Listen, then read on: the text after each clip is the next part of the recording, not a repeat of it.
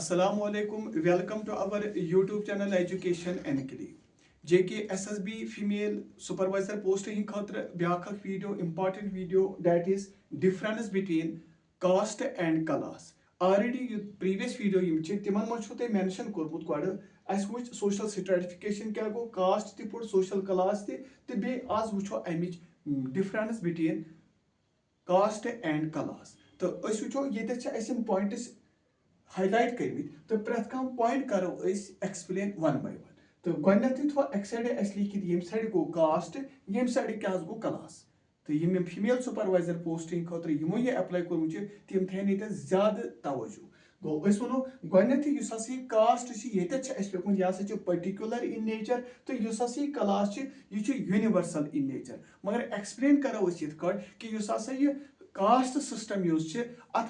पन पेक्युलरिटीज आसान तो मगर यूनिक आसान सिर्फ इंडिया मज सो यह पेक्युलर कत समझ यह peculiar to India and hence it is not universal in nature the caste system with all it is peculiarities is unique to India it is peculiar to India and hence it is not universal in nature मगर योतन class ताल्लुक class system it is universal in nature. It is found in almost all the modern complex society. So यह means universal in nature तो यह ज्यादा लबन modern complex society मज यह unique सिर्फ इंडिया खतर यह यूनिवर्सल क्या तो यह क्लास सिस्टम यह universal in nature and it is found in almost all the modern complex society second में लिखमुत यह एस्क्राइब्ड स्टेटस थवान तो यह थवान अचीव्ड स्टेटस कास्ट यह शाबाश अमुक स्टेटस यह ascribed to the individuals by birth यह मिलान तेल बर्थ पे समझ ये सो तेल वनो स्टेटस यह अचीव करान सने वो क्लास स्टेटस यह अचीव करान इंडिविजुअल कत सोसाइटी मज वो ये बर्थ कत मज birth is the criterion of the status and not achievement ये क्या थो तुम वो यह स्टेटस कास्ट स्टेटस यह एस्क्राइब गसान इंडिविजुअलस बाय बर्थ तो बर्थ हसा क्राइटेरिया बनान कम खतर स्टेटस खतर मन अचीवमेंट खतर कह स्टेटस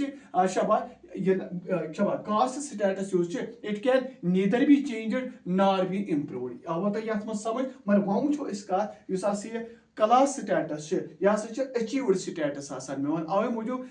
क्लास स्टेटस अचीव कर इंडिविजुअल सोसाइटी मज there is scope for achievement अत मन स्कोप आसान क्या अचीवमेंट खतर गो तेल वो स्टेटस कैन बी चेंज्ड और इम्प्रूव ये मज हेको चेंज कर तो हुत मज हेको चेंज इम्प्रूव कर क्लियर गो ट्रेन क्या अत मज कास्ट सिस्टम यह क्लोज्ड सिस्टम क्या क्लोज्ड सिस्टम सो कास्ट हसा क्लोज्ड सिस्टम यह रेस्ट्रिक्ट कर सोशल मोबिलिटी क्या movement of people from one social status to other तो यह बिल्कुल गसान रेस्ट्रिक्ट समझ सो कास्ट सिस्टम हसा closed system it restrict social mobility that is the movement of people from one social status to that of the other मगर योतन class ताल्लुक class हसा ओपन सिस्टम समझ it provides for social mobility यह social mobility दिवान तो individual move गसान from lower class to the upper class गो ये हसा ओपन सिस्टम तो इंडिविजुअल यह मूव गसान फ्रॉम लोअर टू अपर समझ गो ये हसा सोशल मोबिलिटी टोक प्लेस गसान मगर ये किस गसान कहें ब्याक कास्ट सिस्टम अत हसा डिवाइन ऑरिजिन क्या सो गोथी वो तुम caste system it is believed to have had a divine origin तो क्या मतलब गो यह closely associated with Hindu tradition यह सिर्फ यमन मज लबन यह हिंदू ट्रेडिशन सत क्लोजली एसोसिएट मगर योत क्लास सिस्टम ताल्लुक यह सेक्युलर इन नेचर अत ना टोटल रिलीजन सत वाट कहें समझ so it has been given no religious explanation यह ना सेक्युलर इन नेचर तो अत ना रिलीजियस एक्सप्लेनेशन जरूरत कहें आवा तो समझ वन बे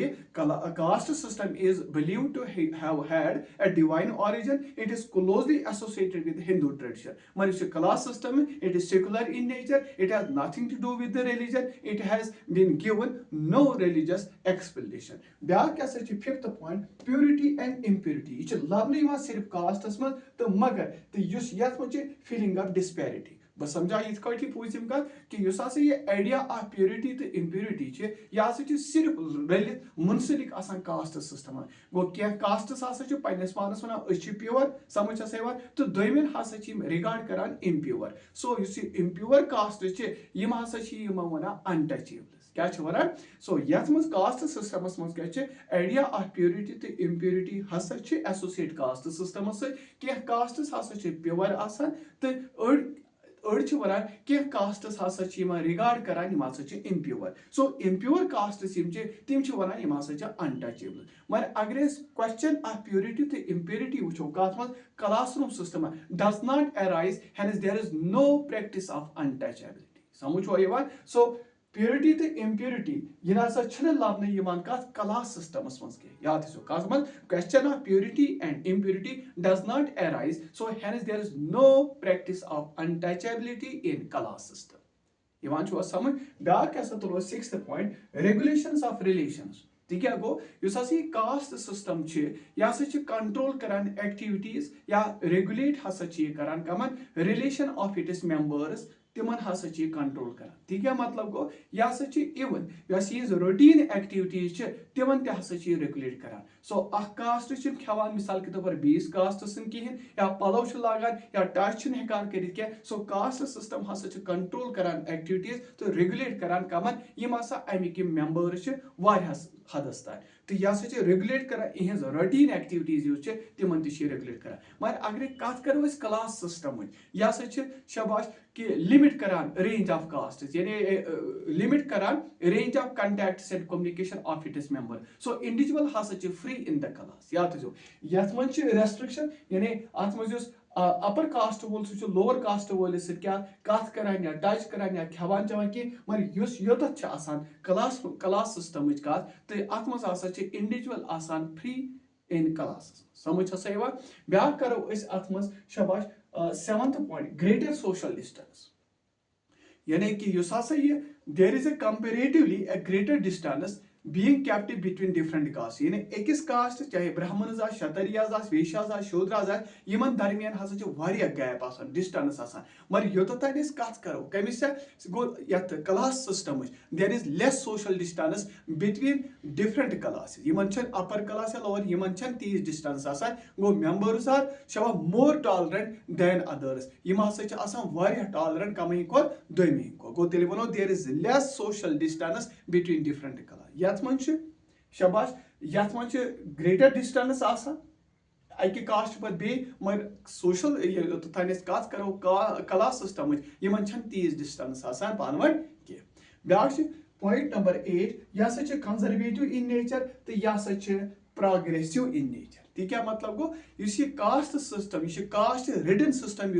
यह कंजर्वेटिव आसान यह ऑर्थोडॉक्स आसान यह रिएक्शनरी आसान कास्ट तेल वो in other words water tight compartment बना समझ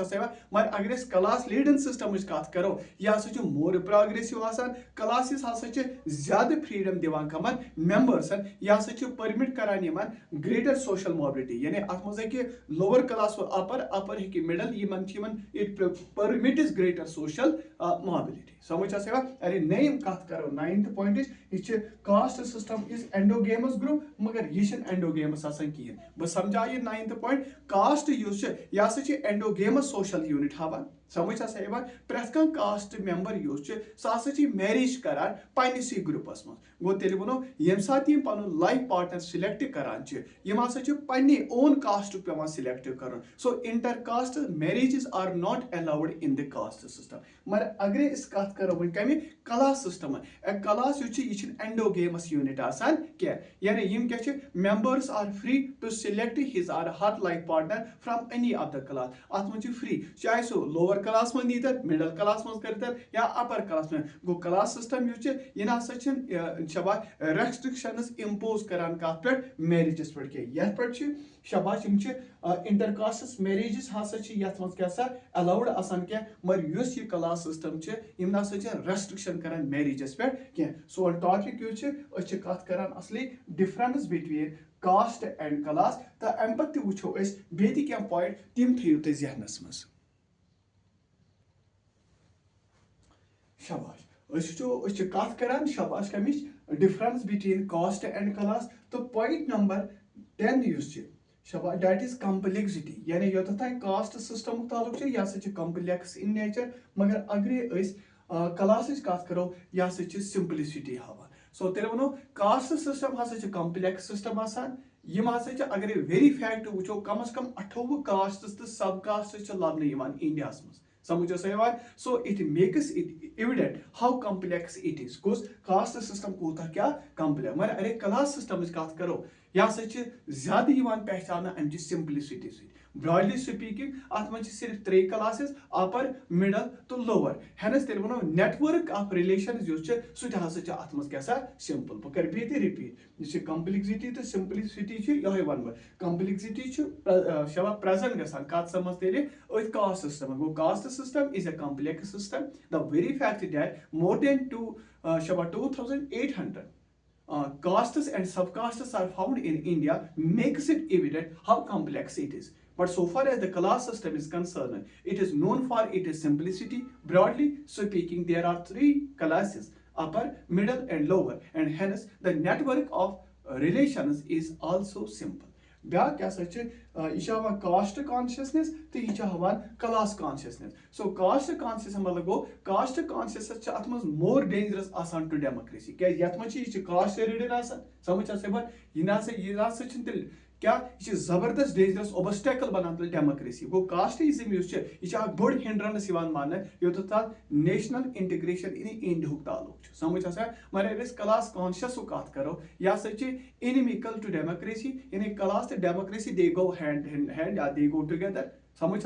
class on the other hand यम नसा रेस्ट्रिक्ट करान तेल कत पे ये अमाउंट ऑफ कम्युनिटी फीलिंग अत पे नसा तेल क्या शबाश इफेक्ट त्रावान तेल क्या वो यह कास्ट कॉन्शियसनेस कास्ट कॉन्शियसनेस ज्यादा डेंजरस मान डेमोक्रेसी कास्ट सिस्टम ज्यादा लबन इंडिया मज यह ओबस्टेकल बनान नेशनल इंटीग्रेशन इन इंडिया मगर योत तान क्लास कॉन्शियस ताल्लुक यह inimical to democracy class democracy they go together class on the other hand does not restrict the amount of community feeling तो सोन video